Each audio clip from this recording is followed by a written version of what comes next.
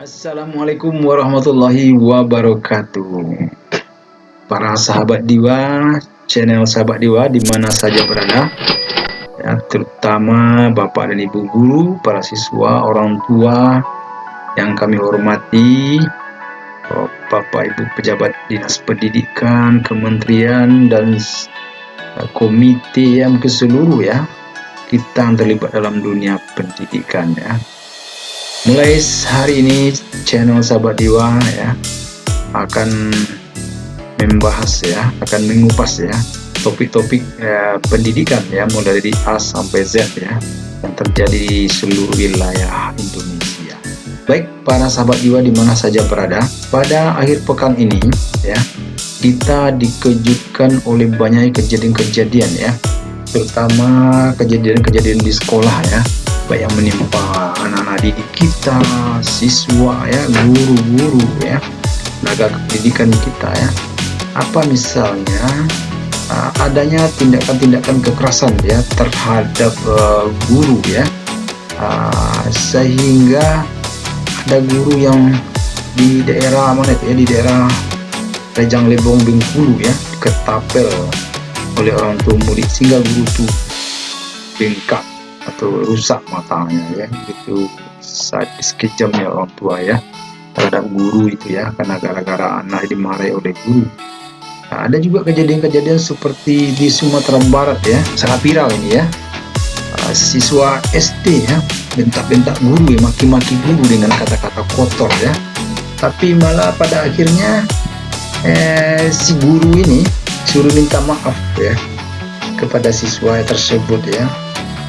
Sungguh sangat terbalik dunia pendidikan kita hari ini, bagaimana itu bisa terjadi ya, dan kenapa itu terjadi ya. Jadi dari banyak permasalahan-permasalahan seperti itu, kalau kita lihat pula di berita-berita di Google ya, banyak sekali kejadian-kejadian di sekolah ya, miris sekali kita melihatnya. Misalnya ada 202 anak jadi korban kekerasan seksual di sekolah.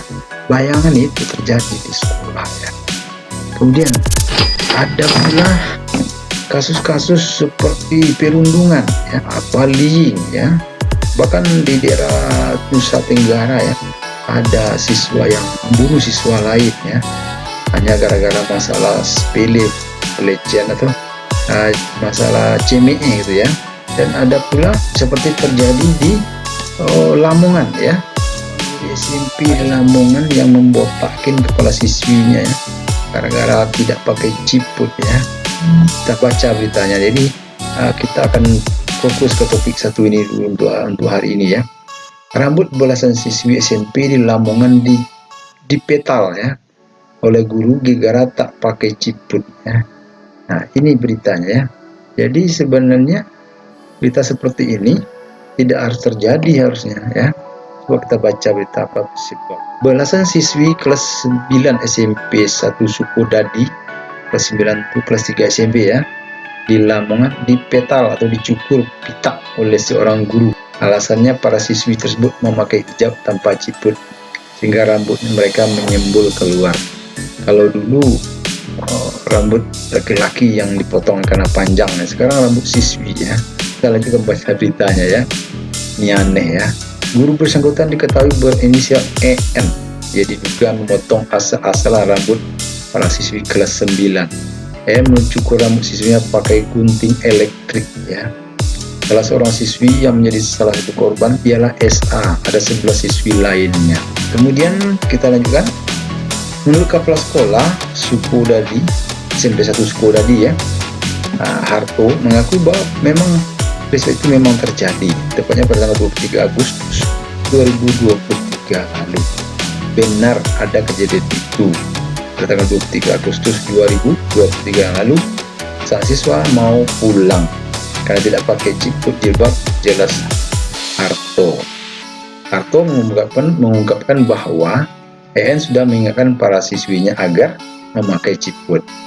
Karena para siswi tidak patuh, EN akhirnya mencukur rambut para siswi. Entah terlalu sayang kepada siswinya atau seperti apa, WN melakukan itu memakai alat cukur elektrik tandas. Kita kembali ke judul berita.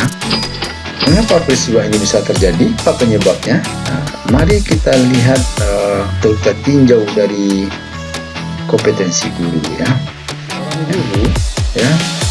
Seorang guru itu punya pedoman, ada namanya 4 kompetensi guru ya. Itu sesuai pula dengan undang-undang guru dan dosen. Nah, seperti ini ya. Seorang guru berpedoman kepada kompetensi 4 kompetensi ini. Apa itu? Nah, sesuai dengan Undang-Undang Guru dan Dosen Nomor 14 tahun 2005, ada 4 kompetensi guru. Yang pertama, di pasal 8 ini ya, kompetensi pedagogi. Yang kedua, kompetensi kepribadian. 3, kompetensi sosial. Dan selanjutnya kompetensi profesional. Nah, setiap kompetensi ini punya indikator. Jadi kita sebagai guru ya harus berpedoman kepada ini. Jangan sampai kita guru profesional melanggar kompetensi ini. Harus diingat, sebelum kita bertindak melakukan sesuatu, melakukan action, maka pedoman kita adalah Undang-Undang Guru dan Dosen pasal 10 ayat 1 ini. Coba kita perhatikan ya, pasal mana atau bagian mana yang dilanggar oleh kompetensi, apa yang dilanggar oleh Ibu EN ini, sehingga dia bertindak ceroboh, menggunting membotakkan rambut siswinya. Kalau dulu kan yang dibotakkan itu adalah rambut putra kalau terlalu panjang ya. Sekarang malah rambut siswi yang dibotakkan. Jadi aneh-aneh saja kejadiannya ya. Coba kita lihat ada beberapa indikator ya tentang kompetensi guru ini. Nah, indikator ini tidak boleh dilanggar oleh guru ya. Pertama kompetensi pedagogi ya. Guru harus punya kompetensi pedagogi. Apa indikatornya ini? Harus menguasai karakteristik siswa atau peserta didik, menguasai teori belajar, kurikulum, pembelajaran yang mendidik. Kalau pelajaran mendidik itu tidak memberikan rasa takut kepada siswa. Kalau rambut siswinya dipotong, dibotakin pakai gunting mesin ya, maka ini akan memberikan rasa takut kepada siswa, tidak mendidik jadinya. Mungkin ini dilanggar oleh Ibu EN ya. Kemudian pengembangan kompetensi para peserta didik, cara berkomunikasi dan penilaian. Selanjutnya ada pula kompetensi profesional ya. Kompetensi profesional dari guru ya. Apa itu? Dia harus menguasai materi, itu pasti ya. Karena itu mau diajarkan ya, baik strukturnya, konsepnya, pola pikir, keilmuan dan seterusnya ya. Kemudian menguasai standar kompetensi dari pelajaran yang diajarkannya. Selanjutnya bertindak reflektif dan seterusnya, itu profesional. Ini kompetensi sosial ya.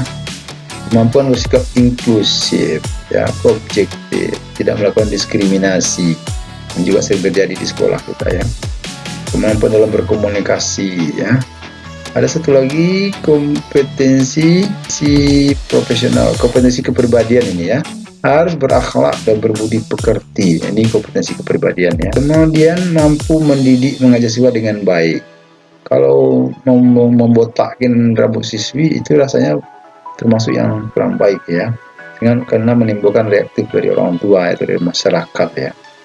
Mampu menguasai bahan atau materi pelajaran, punya kualifikasi akademik, merancang pelajaran, terus belajar, selalu lanjutkan. Bagaimana kompetensi sosial? Bersikap inklusif ya, objektif, tidak melakukan diskriminasi yang terjadi di sekolah ya. Kemudian kemampuan dalam berkomunikasi efektif ya, penting bagi seorang guru ya. Kemampuan berkomunikasi baik secara lisan maupun tulisan. Kemampuan dalam beradaptasi. Ini indikator-indikator dari seorang guru profesional. Lalu Ibu EN ini melanggar yang mana? Yang ini kompetensi profesionalnya. Kriteria guru kompetensi profesional: berakhlak, berbudi pekerti yang luhur ya, mampu mendidik dan mengajar siswa dengan baik ya.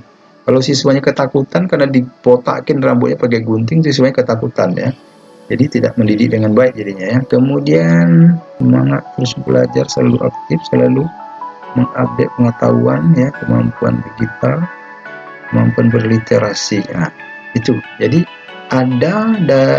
ada bagian dari kompetensi ini yang dilanggar oleh Ibu EN, sehingga dia tidak profesional jadinya, bahkan memberi rasa takut kepada siswanya. Lalu apa yang tindakan yang diberikan oleh kepala sekolah? Kepala sekolah harus mengawasi gurunya secara ketat ya, dalam melaksanakan kompetensi yang 4 tadi ya. Harus diawasi ya, kalau tidak kejadian-kejadian seperti ini akan terulang terus di sekolah ya. Apalagi ada guru yang merasa sudah berkuasa ya, sudah merasa sekolah itu miliki dia, atau dia terlalu merasa hebat ya, sehingga tindakan-tindakannya tidak terkontrol. Jadi jadikanlah 4 kompetensi guru tadi itu sesuai dengan Undang-Undang Guru dan Dosen nomor 14 tahun 2005 itu sebagai pedoman ya dalam bertindak sebagai seorang guru di sekolah. Jadi ada 4 kompetensi guru yang harus dipedomani. Insya Allah kalau berpedoman kepada kompetensi yang 4 ini, maka Bapak Ibu guru ya di sekolah, mari ya, tentu tidak akan terjadi hal-hal yang dapat merugikan kita sebagai seorang guru. Apalagi kita adalah guru profesional, sudah bersertifikat dan diberi tunjangan sertifikat. Terima kasih. Sekian dulu pembahasan kita kali ini. Sampai jumpa pada topik-topik berikutnya tentang masalah-masalah pendidikan dari A sampai Z. Wassalamualaikum warahmatullahi wabarakatuh.